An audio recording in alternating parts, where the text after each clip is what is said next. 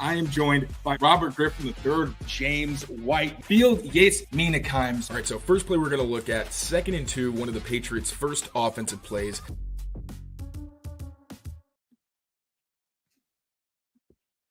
Here we go. What's going on, everyone? I'm back. Mike Kadlick, Tayler Kyles here for CLNS Media, back with another episode of the Patriots Daily podcast, powered by Prize Picks and Game Time. And if you feel like there's a little bit more pep in my step as I intro this podcast, it's because there is. Because damn it, Drake Maye is the Patriots starting quarterback. We reacted to it last night on our crossover episode. We did some stand-ups, pre-recorded down in Foxboro today when we officially heard the news from Gerard Mayo. But this is our first time to kind of talk about it live on Pat's Daily with you guys. So the plan here today, mailbag. You guys asked a ton of questions. It's funny how the Twitter interactions kind of start to creep up a little bit once Drake Maye's finally the starter. So a ton of questions from you guys on Twitter today. We can try and get to some in the chat after we answer the ones we prioritize through Twitter. So if you do have questions next time, make sure you go to Twitter, throw them in there. We're going to do those ones first. But again, if you have questions, throw them in the chat. Anything Drake Maye, anything Patriots, anything Texans week. If they're not Drake Maye, that's okay. We're going to answer anything Patriots. But before we do, Tayler, let's dive into some film, because you're the film guy and we can talk about Drake Maye film and actually apply it to things, because he is starting for the Patriots this week. So let's talk about it. There is some, you put together some stuff on Maye, how he can perform on schedule, his athleticism as a quarterback, and then some stuff that we have to be cautious of. So Tayler, take it away. Yes, sir. So we're going to start with what Drake Maye can do on schedule. All right. All the off schedule stuff is great, but this is the crux of playing quarterback. And as much as Drake Maye is lauded for his athleticism, his ability to extend plays and all that, he, at his heart of hearts, is a pocket passer, and that's what he wants to be. And there's plenty of examples that show he's got very good, early traits for him to build on. So when he played against the Jets, I loved this throw that he had to Demario Douglas. Now, this was a drive where there was some back and forth. He had some negative plays for sure. We'll get to those later, but this was my favorite throw that he had the entire drive. Now, we're going to get it going. First of all, you're going to see that the snap comes before he's even ready. So Drake Maye's looking over here, just trying to see what's good, and the ball's coming here. It's okay, though. He's ready for it. He adjusts to the snap, gets to the top of his drop. He's got a rusher already coming down on him. Part of this is kind of Drake's fault, because what he'll do sometimes is if he sees an edge defender go inside, he'll start to drift into that open space. But what's going to happen in the NFL, and what happens sometimes in college, is when one guy goes in, usually somebody else is coming around. And that's what happens. This interior defender actually looped outside where Drake Maye was standing. He's not worried about it, though. Subtle move back inside. Then he's going to throw this anticipation throwing to the spot past the linebacker. So Demario Douglas is here when he's getting ready to throw, but he shows anticipation, seeing that second window, completes it to Demario Douglas to convert on 4th and 10. Now, this is an example of processing, okay? This was from the preseason against the Eagles on a 3rd and 5. I really loved this one. He told us after the game this was actually a throw that he missed in practice, and Jacoby Brissett was fired up for him because he did it in the game. So Drake Maye, this time, it's a low snap from shotgun. Still able to keep his poise, get his eyes up. Initially looks to the right, but he sees that this is going to be a smash concept, and both of these defenders have leverage on the routes. Really, he doesn't even get to the top of his drop before he comes off of it. As you see, he's already moving his eyes. Now he's looking to the left and sees, okay, this is a high-low concept or a sucker concept. Now, these two defenders are both going to converge on the route from Jalen Polk underneath. So Drake Maye says, bet you're going to give me the chunk throw. I'll take it. He's going to go to this route for Javon Baker. Again, showing anticipation by throwing to the spot, gets this ball out over the middle linebacker, complete to Javon Baker. First down. 3rd and 5, too, on 3rd down. That's a ballsy throw right there. And here's an even tougher situation. 3rd and 10 for Drake Maye. This was, I think, the best throw that we've seen from him, even in the summer. This was a beautiful, beautiful throw and recognition of the coverage he was getting. So Drake Maye's going to drop back, and he's actually got what's called a cover 4 tricks technique, a split safety but tricks technique, where this defender is actually going to drop back deep, but this defender is actually going to read the inside route from the number 3, the tight end. I think this might be Mitchell Wilcox. Whoever it is, he knows that while there's zone to this 3 receiver side, he's got man up top with Javon Baker. He likes that matchup. And then the most impressive part is he starts throwing this before Javon's even finished what was a corner post. So lets this one go deep downfield. Javon Baker runs under it. Beautiful throw in the breadbasket. Unfortunately, Javon Baker upset at himself. He can't bring this one in because it was a gorgeous throw from Drake Maye. Now, this is an example of his pocket presence. This is going to be a 2nd and 2. The Patriots are going to go play action from under center. You're going to see the inside zone break from Drake Maye. Before he even gets to the top of his drop, he's got pressure off the left side. Doesn't matter. He's going to know that with his eyes upfield, again, while he's getting pressured, he sees that there is going to be a vacancy because this defender is in man coverage. No one is going to be covering this part of the field. And look who's running into that part of the field, Jalen Pope. So once again, while being pressured as he's at the top of his drop, Drake Maye's going to hitch up, keep his eyes on the target, throw a beautiful pass one more time, actually. I want to see this again, to Jalen Pope over the middle. Gets it out before the pass rusher can strip it and make a play on the ball. Beautiful, beautiful throw there from Drake Maye. That's what he gives you on schedule. He gives you the processing where if he doesn't like the first read, he can quickly get to the next one, and that's something he's gotten a ton of credit for behind the scenes. And on top of that, the fact that he's going to attack those deep downfield windows that we haven't really seen Jacoby Brissett, or at least successfully, try to exploit. Drake Maye's got the arm talent to make those work. So those are really the things where when things don't break down, he's still going to be able to navigate in the pocket and make big plays. That throw to Baker down the seam makes me so mad because that is like the typical like Drake Maye throw to me, like the Justin Herbert style of like just chuck the ball downfield 50, 60 yards, put it in the breadbasket. You just got to come down with it. And I think that's the most exciting part, right? Or one of the more exciting parts. Obviously, the arm talent, he can throw it anywhere on the field. You see it in those clips. But the other part is the athleticism. And we haven't had that dual threat quarterback here in New England for a long time. Steve Grogan, Alex Barth mentioned last night on the show. He told me I was disrespecting Steve Grogan because we haven't seen it. But Taylor, show us the athleticism and what Maye brings from that end as well. Yes, sir. And everyone who wants to hear more about Javon Baker, we will talk about him later in the mailbag. Yes. Do not fret. All right, so Drake Maye showed that he can make plays off schedule both in the preseason and even against the Jets. So this was a play 4th and 8. Now, earlier in the drive, and we broke this down in another Drake Maye film review, we went through the entire first drive of his career. We felt like he kind of got off a stick concept pretty quickly, where we know that he tends to struggle with the quick game. Sometimes it's processing, more often than not. I think it's his footwork that leads to inaccuracy. But here, I think he actually makes a good decision. So he gets the snap. Initially, I think he's looking to Hunter Henry.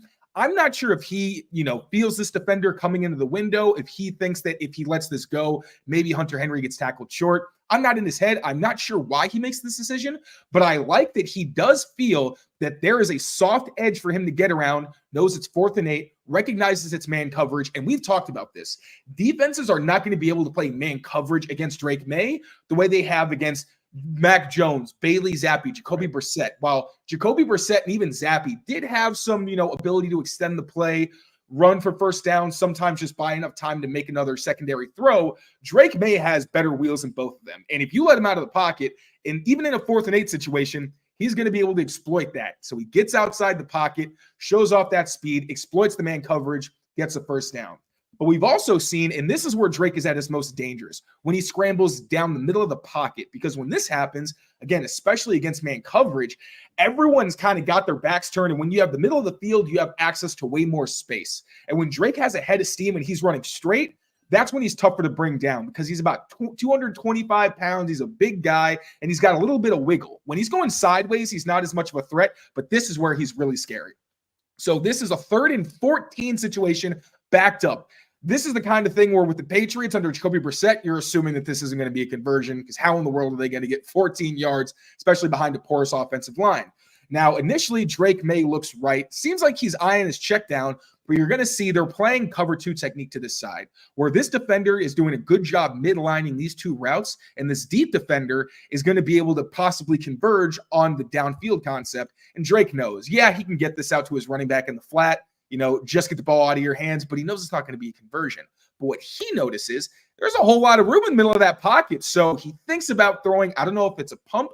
I don't know if he decided, hey, wait a minute, I could just run straight up the middle. But that's what he's going to do. Exploit that hole in the middle of the pocket and run for more than 14 yards, gets the first down and then some. So that's what he can do in those scary backed up situations where typically you don't really think the Patriots have a shot.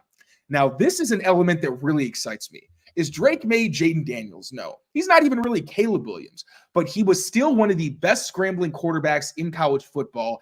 And you can even mix him in on some designed runs. And he's not, he's not like a Lamar Jackson type or nothing like that. But in these short yardage situations or in these red zone situations, he's a massive asset because he does have good running ability. So here you're going to see that he is going to target James Bradberry, it looks like, on a zone read keeper. Now, people get zone read and read option confused. Zone read or any read is really when you just have one of two options, to give it or pull it. When you talk about like read option, that's when you're reading. Again, that do I hand it off or do I take it myself? And then the option is usually if you have a throw as well. So that's read option. This is zone read, where they're going to have an inside zone concept, but Drake Maye has the option to keep this ball. So once again, bullseye is on James Bradberry, who it's kind of hilarious how badly he plays this. So first time at safety. You see Drake Maye sees that he's coming inside. He also sees that this edge defender is coming inside, and he's got Jaheim Bell blocking this DB. So he's got a lane right here. So Drake Maye's going to take it. James Bradberry has no idea what the hell is going on. He's going to run in for a touchdown, showing off that ability to make some plays in design QB runs, not just scrambles. This, the pièce de résistance. The best play Drake Maye made, and the kind of thing that gets you so excited as a Patriots fan. Can he make these big, crazy throws from the pocket? Yes, he can. Can he scramble and make plays with his legs and just run for first downs? Yes, he can. But what we can also do is use his legs just to buy himself more time, and then he's actually going to get outside the pocket and throw this one way downfield for a big play. So 1, 2, 3, 4, 5-step drop. As soon as he gets to the top of that drop, what do we see? Pass rusher winning around the edge. Now, Drake Maye isn't scared of it, but he knows because he's got this soft edge, he has time to buy a little bit extra and try to make a play outside of structure. KJ Osborne sees that the safety bit down on the sail route and says, hey, I'm just going to take this upfield. Hit me if you can. Drake Maye says, can I? Of course I can. Puts this one way downfield, busted coverage. KJ Osborne makes a man miss. Would have been a touchdown, but unfortunately, this was called back because of a Chuks Okorafor penalty. He was not on the line of scrimmage. But just once again, we're going to go through that whole thing because this was one of the coolest plays that we've seen from Drake Maye. So once again, hits the top, feels that pressure, knows he's got a soft edge, gets outside the pocket. KJ Osborne heads up play to get open deep downfield, and then Drake Maye putting it on him for what should have been a touchdown. Hopefully, in the regular season, we don't have anybody. Everybody that's supposed to be on the line of scrimmage is on the line of scrimmage. And I tweeted out that video last night and kind of wrote that, the Patriots haven't had a quarterback like this in a long time. And while a lot of people agreed, a lot of people kind of took offense to it and were like, they had Tom Brady. He had a big arm. He had a rocket arm. Like that wasn't the point, right? Brady had the cannon arm, but he did almost everything in structure, where a 3-step drop on the money, and he could zing it all the way downfield, but it wasn't a play like that where he's getting outside with his legs and making something happen with his arm. Cam Newton, the opposite, a mobile quarterback. He led the league in rushing touchdowns that season, but his arm was shot at the end and he couldn't throw the football. So now they sort of had that blend, that I guess modern day quarterback, a Patrick Mahomes type, even Aaron Rodgers, not as modern, but can move around and can make plays off script, off platform, and sling it around. So I'm super excited about it. But that also comes with some downsides, Drake Maye included. So what are some reasons for caution for Drake Maye before we wrap up this mini film session? Yeah. Also in the comments, I did misspoke. I'm sorry, I did misspeak. I said read option. I meant RPO. Because a lot of times RPO. So yeah, good call in the comments. My bad. Sometimes I talk and I can't even hear what the hell's coming out of my mouth.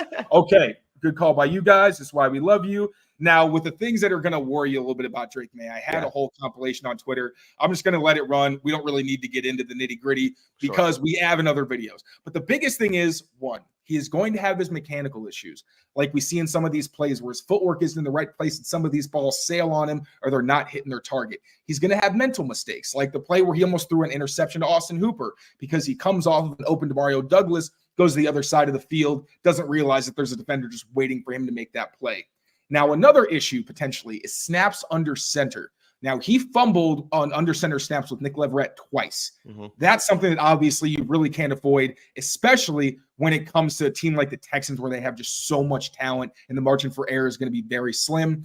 Last thing, he may invite pressure sometimes, right? Now, we know he's going to make silly mistakes in terms of sometimes his decision-making with his throws, but there are also times, like I mentioned, the drifting. Usually it's more of a self-preservation tactic, but in the NFL, you really don't want to be doing that very often. So he's going to need to know how to navigate these pockets on a consistent basis, when not to go into what he thinks is space, but is actually more of a trap.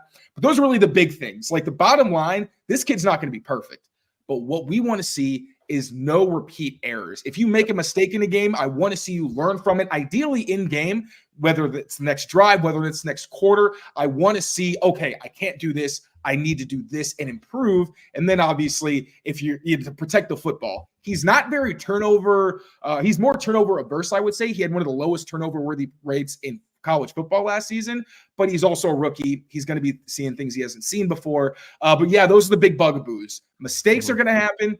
He's going to get himself in trouble when it comes to pressure at times, and under center snaps could be an issue, especially with Nick Leverett. But I know that they've still been working behind the scenes on that. So, you hope that won't be as much of an issue moving forward. And we'll answer that coming up in the mailbag too, sort of what to expect from Maye, right? Because it's not going to be perfect. It's not going to be near a finished product. It's not even going to be, what Jaden Daniels is doing, which is obviously playing, really right now at like an MVP, of course, rookie of the year type level. He's not as polished as a guy like that. He's still learning. He's still growing. He's young. He had limited reps even in college. So the mistakes are going to be made. Mistakes are going to be had. But that's going to be the nature of the business. Again, we'll talk about it, but those are, the sort of things, right? The mechanical issues, the under center stuff that are just going to have to get weeded out as he progresses. And he gets to do so with now a 12-game season ahead of him as the Patriots are turning to Drake Maye. All right, we're going to get into all of your mailbag questions from Twitter, a couple in the comments as well. We'll get to all of it, but first, a quick word from our friends over at Prize Picks. Prize Picks is the best place to get real money sports action with over 10 million members and billions of dollars in awarded winnings. Prize Picks has made daily fantasy sports accessible to all. All you got to do is pick more or less on at least 2 players for a shot to win up to 100 times your cash. Make sure you come and run your game all season long on Prize Picks. Like I said, best way to get action on sports in over 30 states, including California, Florida, Georgia, and Texas.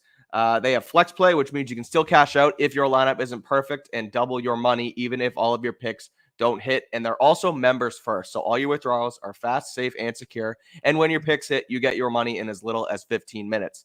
Thursday Night Football tomorrow, we'll have picks from my own Twitter account. So make sure you tune in there. And also myself and Taylor will have picks for this weekend's game with Drake Maye under center. We'll make sure we'll sprinkle in some Drake Maye numbers in there as well. So make sure you go and head over to Prize Picks today. Download the app, use code CLNS, and get $50 instantly when you play your first $5 lineup. Again, download the Prize Picks app and use code CLNS to get $50 instantly after you play your first $5 lineup. Prize Picks, run your game.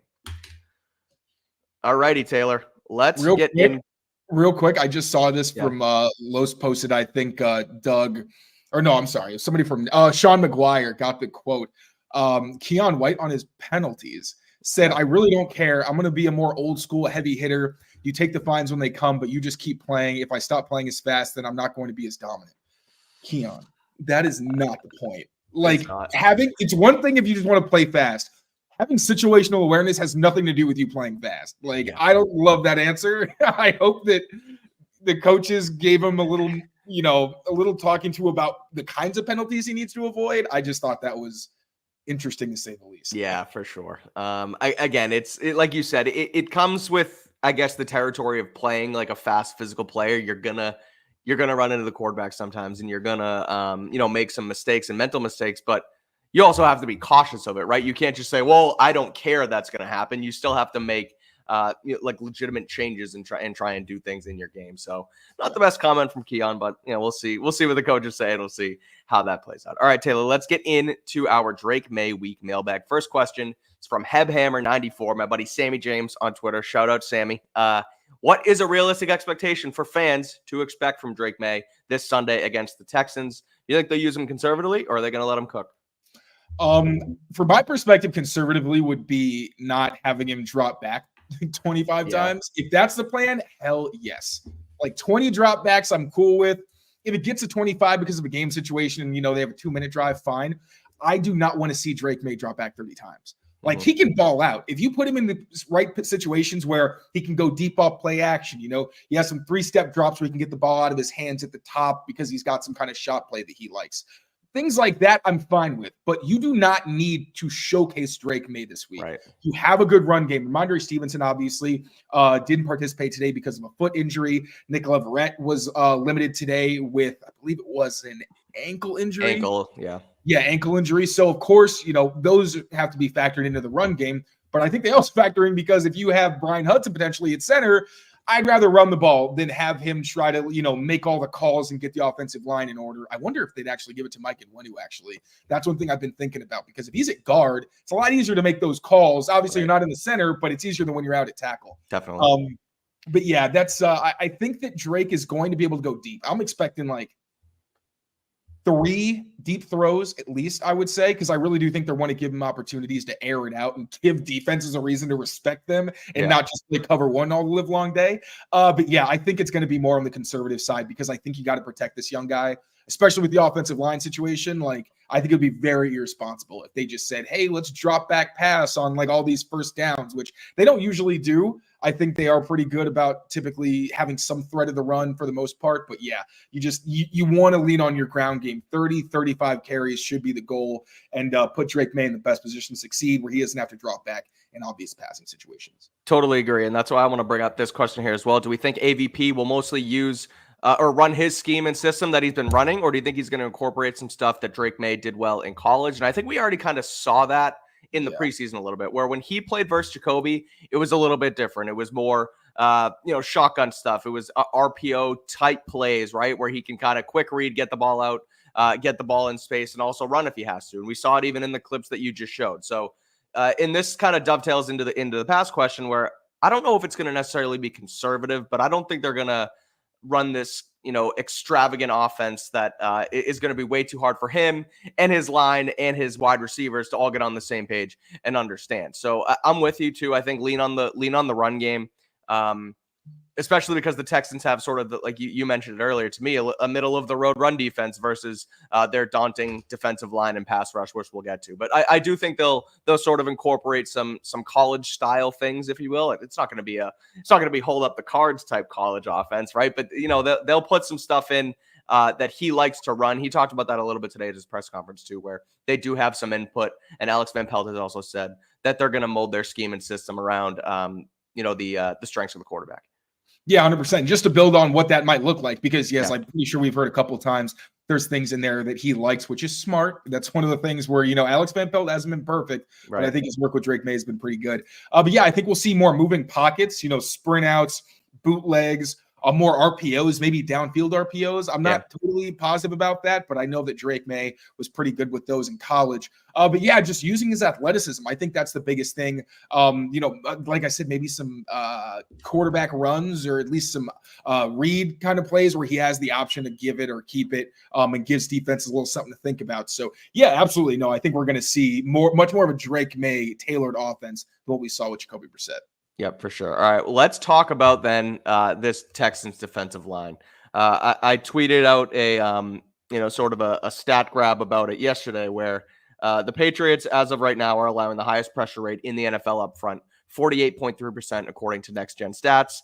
The Texans generating the best pass rush in football right now, 42%, and defensive end Danielle Hunter leads the league with 29 pressures. Again, that's all Next Gen Stats numbers. Opposite Danielle Hunter, or sort of in that edge rusher category for Houston, is Will Anderson, last year's number 3 overall pick. So they're able to get after it, especially on the edge. Los asks, will this defensive line pose more of a struggle inside for a guy like Nick Leverett, who wasn't great last week in pass pro? Or Taylor, is it mostly coming off of the edge? Is that kind of what Maye is going to have to deal with this week? So a couple of things I want to address first. One, I know people always bring up Caleb Williams and how he got sacked 7 times and all that, and he's pressured a ton. Yeah. I just want to say, I looked at all the sacks. A lot of that had to do with being in crazy long yardage situations.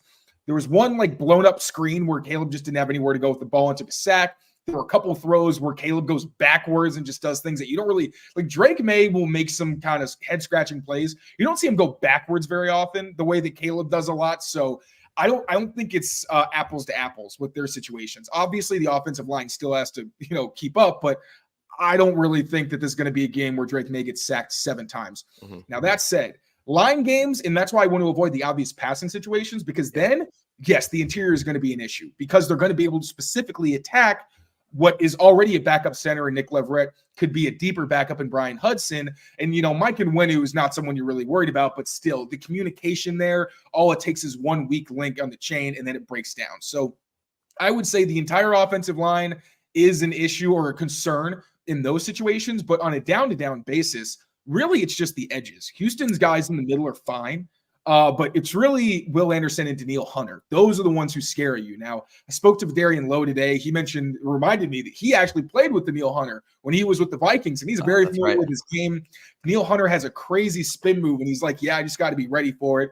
Even talked to Darian about the fact that the biggest improvement that I think he's made outside of the independent hand use is not getting beat inside. We've talked about this a ton, where last year he was losing so fast trying to just two-hand punch guys. They move his hands aside and just have a free path to the quarterback where they're not even going around the arc.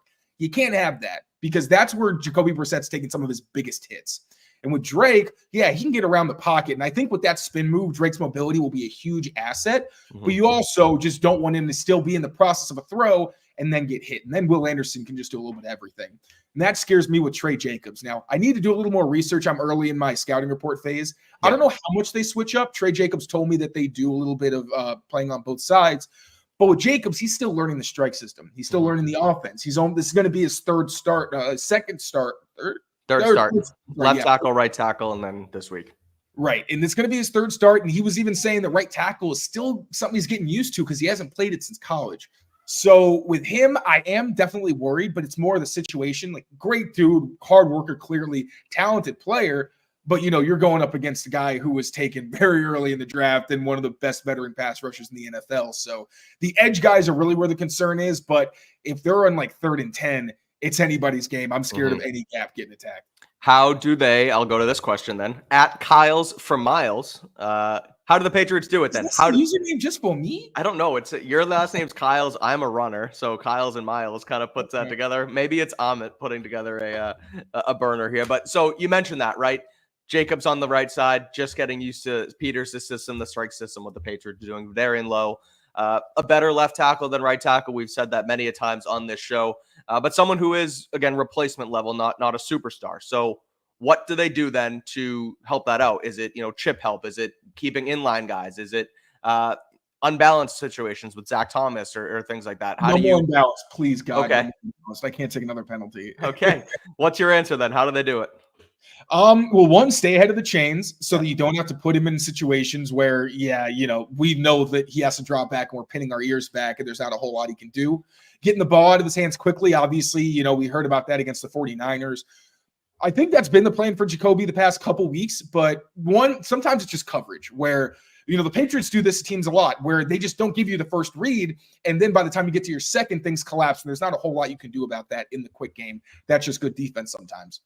But I think Drake needs to capitalize when there are open guys and he hits that back foot and just needs to get the ball out of his hands and also protecting him from himself sometimes. If you're in 3rd and 11, 3rd and 12, and you really don't need the conversion, it's early in the game, throw a screen, run. Just don't keep putting Drake in positions where he has to be, put on the Superman cape and be the guy that we know he can be. But with this offensive line, I just don't think you want to take those same chances. So I think relatively conservative play calling is the way. Lean on your ground game, mix in the pass, obviously, but just be careful about how you do it. You said chip help. I think we saw more chip help on even 3-step drops last week. I really like that. Max protect off play action because now you got a guy who can throw the post and you got the guy that can throw the crosser. He can challenge every level of the field where those 2-man routes aren't as dangerous when all you have as a threat is the crosser. And then they're dropping 7 into coverage. And it's like, well, this is bad math. And then even he can exploit it with his legs. So that's going to be a big part of it is play calling. And then Drake also has to put it on himself to make sure he's not holding onto the football, which I'm sure he'll do. He's usually good about that. But as I said earlier, he's a rookie, so it's going to be inconsistent. consistent. Yep. All right. One question here before we take a quick break to talk about our friends at Game Time. And I'll take this one first. Should the Patriots extend Jacoby to be a long-term backup for Maye? Now, there's a lot of layers to this question, right? Because he comes in here, 1-year deal, $8 million, and basically, for better or for worse, signed on to be at least, throughout the first couple weeks of the season, a punching bag, right? To, take over, help migrate, if you will, Drake Maye into this offense, be sort of a mentor, which Drake mentioned today, a guy to help teach him the system and things like that. Now, they only did sign him for 1 year, and they have now demoted him to a backup role. But I think having a veteran around as a backup in Jacoby Brissett. Now, this is obviously going to depend on a lot of different things that happen, right? We talked about it last night. If, AVP is in it's sort of a tryout to be the long-term offensive coordinator here, right? If things don't go well with Drake Maye, they're going to move on. But if Van Pelt is still here, I don't hate Jacoby being a backup here in the system, right? He's a veteran presence who can come in and win you a game if need be. And you don't really need to, again, you don't have to teach him the system again. He can just come in and be that mentor and continue to be that that sounding board and that guide for a young Drake Maye. You don't want this to be a next season Drake Maye, Joe Milton situation, just like, a couple years ago was, okay, Brian Hoyer was here with Mac Jones, and then all of a sudden it's whoever was here. There was somebody else here, but it ends up being just Mac Jones. Yeah, it was Hoyer. It ends up being Mac Jones and Bailey Zappi in year 2. And then when Mac gets hurt, you have to go to Zappi, and it's this whole cluster F that we saw unfold the last time. So ideally, I want a veteran here to be Maye's backup. I don't want it to just have to be Joe Milton. And I think Jacoby's a great option. Now, is he going to want to do that, or does he want to go play football somewhere else? That's the main question here. He's used to New England. He knows the people. He's a captain. I think they appreciate him. But if he wants to go try and win or play football games, then it's obviously not going to be here in Foxboro. Exactly. I mean, that's pretty much it. I don't really see why he would want to stay. One, I think it's weird to be voted a captain somewhere, and then you lose the job, and you're going to come back when the other guy's the captain. Like, I know that they all gel well and all that, and I think the personalities mesh well together. But Jacoby's a competitor. I'm sure he thinks that he could start somewhere or have a better chance to play somewhere, because here he knows there's no chance he's going to play unless, God forbid, Drake gets hurt. And there's going to be other teams that are in similar situations to the Patriots, where they maybe draft a kid and they're like, we just want to make sure that we have somebody in the system who can be that veteran, a good mentor figure. Now, the kind of wrench there is the fact that Jacoby didn't play that well. And people are going to love his toughness and all of that, but they're also going to see the numbers and be like, yikes. Good point. So I don't think he's got much of a leg to stand on if he wants to be a starter necessarily. Obviously, I'd love him to stay because we know they work well together in that room, and I think he is a great mentor figure. But I don't see why he would stay, given, once again, he lost his job after being a captain. And, he probably wants a better opportunity elsewhere that he's probably – next year, Milton could be QB2 for all we know, and then he's QB3, and it's just like, well, what am I doing here? Just collecting a paycheck? Like, again, he's a competitor. He's still – fairly young for a quarterback, relatively. So yeah, I don't think it's realistic, but if he's up for it, I don't think anybody would be against it. I think that's the perfect way to put it. It would make a ton of sense, again, depending on who comes in as an offensive coordinator too. Another OC might want to bring in a different veteran who has ran the similar system before and bring him along that way. But ultimately, we'll see what happens. I think we both agreed that he would be a good option. It'll ultimately end up being up to Jacoby and the coaches. All right, actually, I do have this question from Amit. Producer Amit. Why isn't Mike going to the game on Sunday? I'm not going to be at Drake Maye's first start because one of my friends is getting married, so I can't be there. What Taylor, what a bad I know it's too bad. Shout out my friend who's getting married. That'll be fun. And but I'm not going to be there. But you guys can be there this weekend with the Game Time app. So head over to Game Time right now. They're the exclusive ticketing partner of the CLNS Media Network, and you can get in to Gillette Stadium on Sunday for as little as $111 right now on Game Time. So get over there right now. You see it on screen. You can click your seat. You can see your seat view, see what it looks like right there. Again, as little as $111 on Game Time. They have the new Game Time Picks feature that filters out the fluff to show you only incredible deals on great seats, so you don't have to waste time searching through thousands of tickets. They have super deals. They have awesome deals. They have great deals. Again, it filters out the fluff and shows you only the best options for seats. And you can get in, like I said, to Gillette for as little as $111.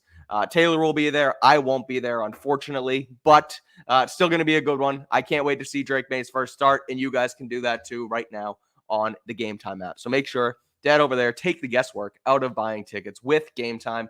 Download the Game Time app, create an account, and use code CLNS for $20 off your first purchase. Terms apply. Again, create an account and redeem code CLNS for $20 off. Download Game Time today. What time is it, Taylor? Game time. Good answer. It's Drake Maye time as well. And again, if you're going to head to the game and you haven't bought your tickets yet, you can do us a favor here on Pat's Daily and head over to Game Time. Use that code. You get $20 off. Terms apply on your purchase. It's May Day. It's going to be super exciting. All right, Taylor, let's get back to the mailbag here. Quick, easy, fun one to kick off the second half of this mailbag. How many yards does Drake Maye throw for on Sunday in his first NFL game? 215. Let's see the last time a Patriots quarterback even threw for that many yards. I'm going to check real quick. I'd say 215 because I think it's going to be conservative where he's not going to throw a ton, but I think he's going to have some bombs. Last time a quarterback, it was the Broncos game. Zappy passed for 256. Zappy also passed for 240 against the Steelers. So maybe I'm going too low. How many did he pass for against the Jets in their season finale? Does it say? It wasn't. Say it. 88. Oh, less than 100. That's a Jacoby Brissett number right there. The less than 100. I had to guess. I would have said it was less than 100. And it felt like 50. I'll go a little bit higher. I'll go 230 yards. 230 is my number. I think they're gonna. Let it loose a little bit, not in a crazy way, but I think his strength is throwing the football and making plays through the air. So let's see what happens and see if we can get it done. So I'm going 230 yards. Bizarre. I was watching like some Caleb Williams highlights, just like the throws, not necessarily how he did them, just deep throws that were successful. And I was just like, wow. You might get those now. That's crazy. It's been so long. I can't wait. We haven't seen insane throwing of the football since Tom Brady was here. We haven't seen the running of the football since Cam Newton from the position. So blend them all together. It's going to be exciting. All right. Speaking of this offense, Taylor, what wide receivers benefit the most from this move? I would say Jalen Polk is an obvious one because he and Drake have been working together and getting to know each other since they first got to Foxboro. Demario Douglas, who Drake Maye likened to Josh Downs, who was his best receiver when Maye had his first career season as a starter at UNC. And then Kayshon Boutte, another guy who's spent a ton of time with Drake Maye in the preseason and then in practices. The main personnel groupings were Javon Baker, Jalen Polk, and then Kayshon Boutte with like Pop mixing in a little bit. So Boutte has been building every week. He's getting better and better, which has been really cool and exciting to see. It's first as a blocker. He's getting like 1 or 2 targets a week, but they've been more impressive as the weeks have gone on. And as someone who's practiced with Drake a decent amount, I'd imagine that he'll be pretty active. And someone that Drake is going to have a level of confidence in as well. So really those young receivers, I think, are going to have the most benefit. Like Austin Hooper and Hunter Henry, Gibson, Mondre, they'll get their touches. Yeah. But I think it's the youth movement that's really like, what was I saying all the way like when Drake got picked in like in the spring? I was saying if 3 of their young players can play significant snaps and do well, I think it actually makes the offense a little bit scarier and something you need to respect. Hope we've seen flashes. May we haven't seen anything in real game action, so TBD. But I do like at least that the offense is starting to put guys out there who we could see working with Drake Maye for the next 3-4 plus years. Yeah, I'm super excited about Boutte. I think he was great the other night. I thought the way he blocked as well was pretty huge. Just as far as like a guy who just goes out there and wants to win and doesn't care about himself. And people have wondered a little bit about Kayshon Boutte's attitude and the off the field stuff with him, and the things that happened down at LSU and whatnot. But he proved to me last week that he wants to go out there, catch footballs, block his ass off, and win football games. So that was really good to see. And you mentioned too that those guys have sort of worked together as that sort of second group wide receiver quarterback. So hopefully they can bring that to the first team. The other youth movement player, though, Taylor, is Javon Baker. We haven't touched on him, but we do have a question on him. And you touched on it earlier that we're going to talk about it. So does this get Javon Baker on the field? Again, Mayo preaches playing the young guys and that they get better by playing. So what does this mean for Javon Baker? And also, does Tyquan Thornton's snaps continue to fall? What do you make of the rest, I guess, of the wide receiver room? Tyquan Thornton played, I think, 1 snap last week. Yeah, he did. He's pretty much out of the rotation. He was replaced at X by Jalen Polk, with Kayshon Boutte taking over for Polk as the Z. Well, Polk and KJ. Now, KJ has a shoulder injury. I don't know how serious it is and if that's why. Obviously, he was inactive. I don't know if that's necessarily the reason, because Kayshon Boutte's already kind of been on the rise. Yeah. So for the two veterans, KJ, especially with Kendrick Bourne, I don't see him having a very significant role in the offense moving forward. He didn't do much with the time he was on the field as a receiver, unfortunately, either.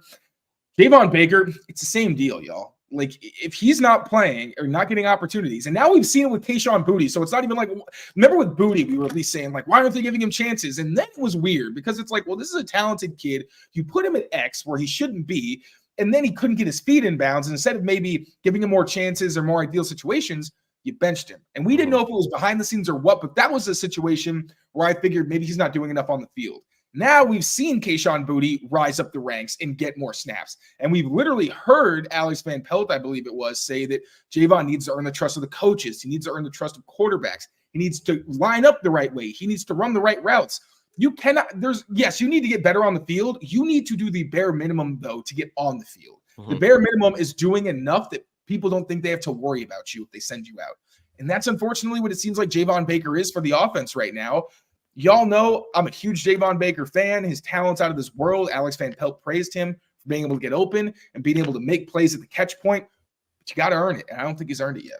And you sort of had me come back on my Javon Baker take. Yeah, my Javon Taker bake. A little bit last night when we talked about it on the crossover, where I mentioned Javon Baker as a guy who, you're continuing on to this youth movement, and these guys have worked together a little bit.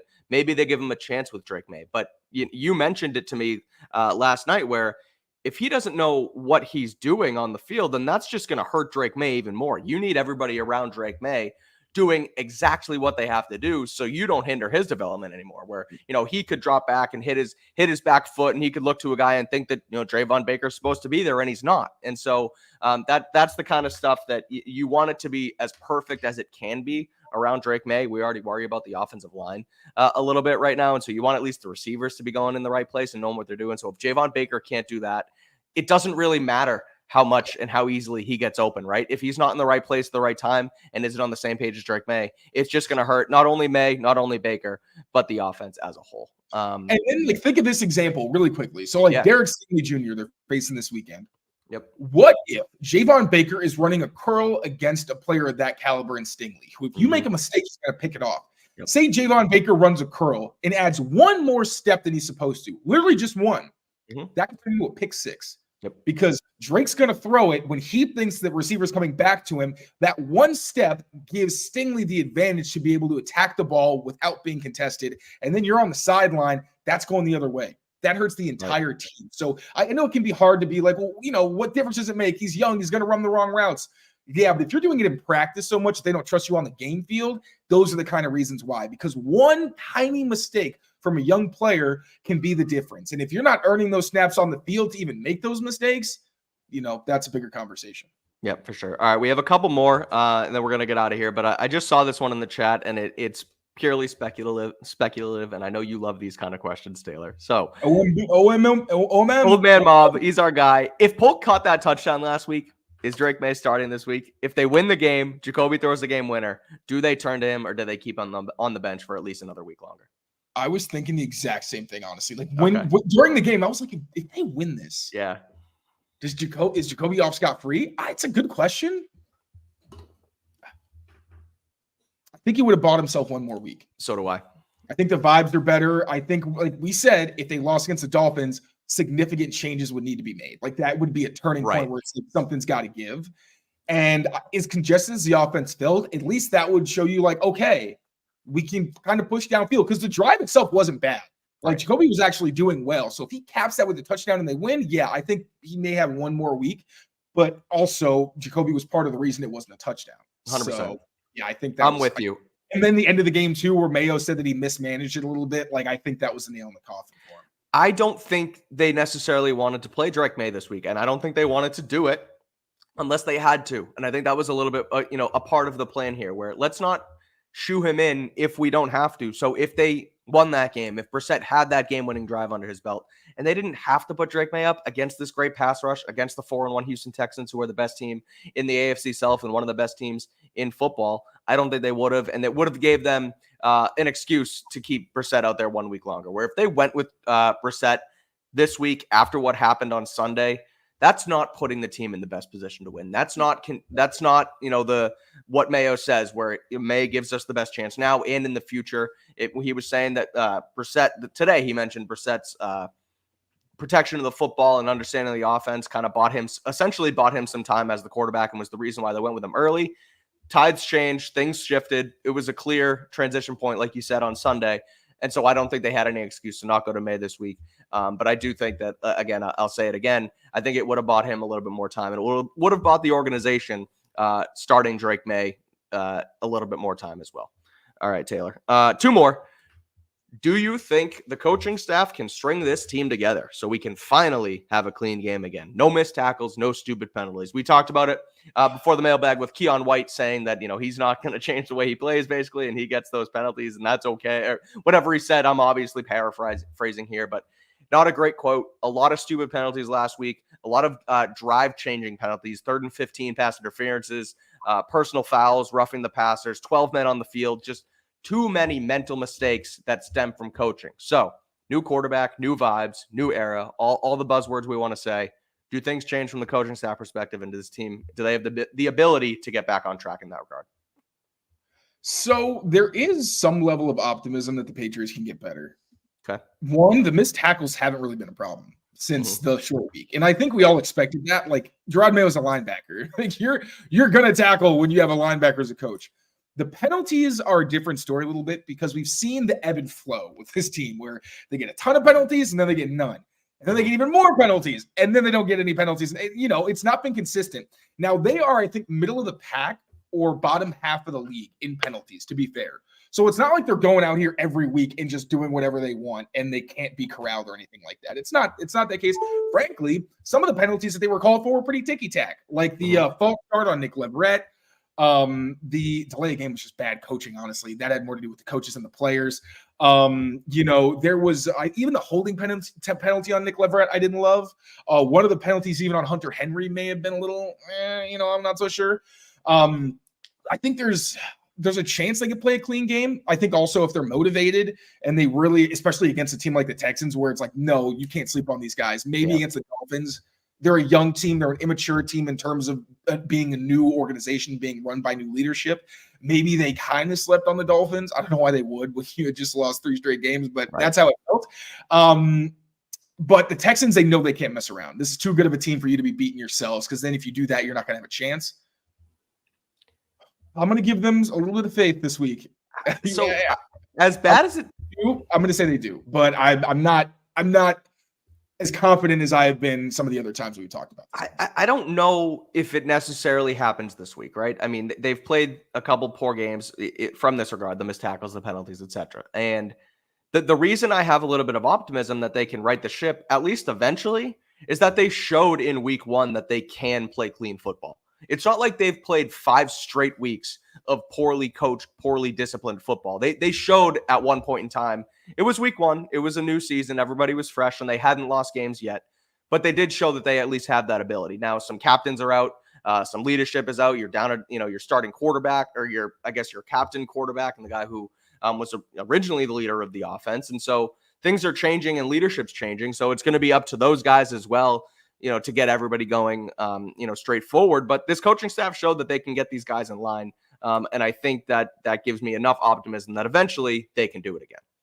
All right, final question. And it has a little bit to do with the team and the locker room and the vibes and things of that nature.